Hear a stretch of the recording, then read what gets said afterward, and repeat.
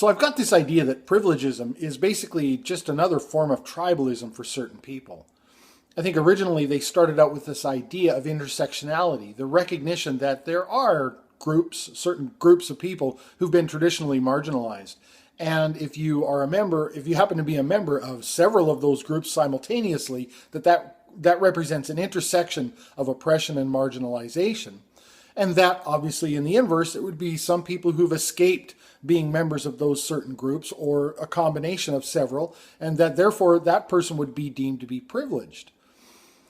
And that this privilege actually should be something that we should all enjoy. If the privilege is the lack of marginalization and oppression, then we should deem to try to get all groups of people. We should try to extend that privilege to everyone.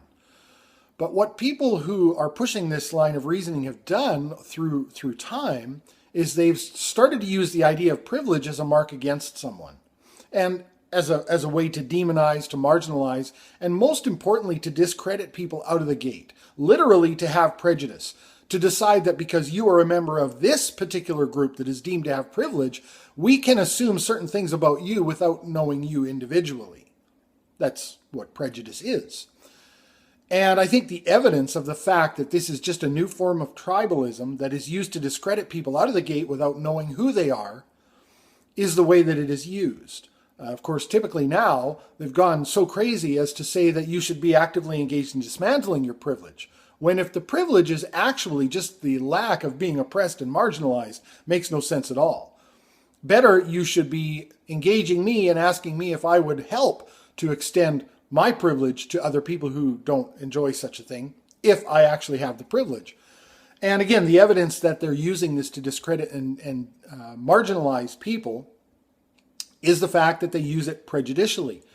They will say that because you are a member of a specific group now, that they can know certain things about you without engaging you individually, including your experience, which, as I alluded to in my last video, is not something you can know from a cursory glance at my skin color, my gender, etc., etc.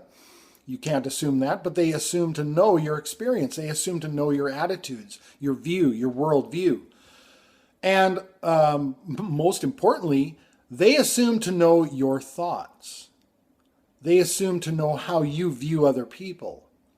In fact, they assume to know that even if you don't. And we've seen this. We've seen this from people like Anita Sarkeesian, Milo Stewart, and many others who would say actually that not only do they know how you think and how you view the world, but to the degree that you would deny that, that is actually evidence of the fact that it is true. The more you deny that you view the world the way they know you view the world based on your privilege, is the degree to which it's actually true. That is some unbelievable tribalism, some unbelievable mental gymnastics. And I think it's evidence that the same people who would otherwise decry prejudice and discrimination are just engaged in the same form of tribalism that they say they're against. Thanks for watching.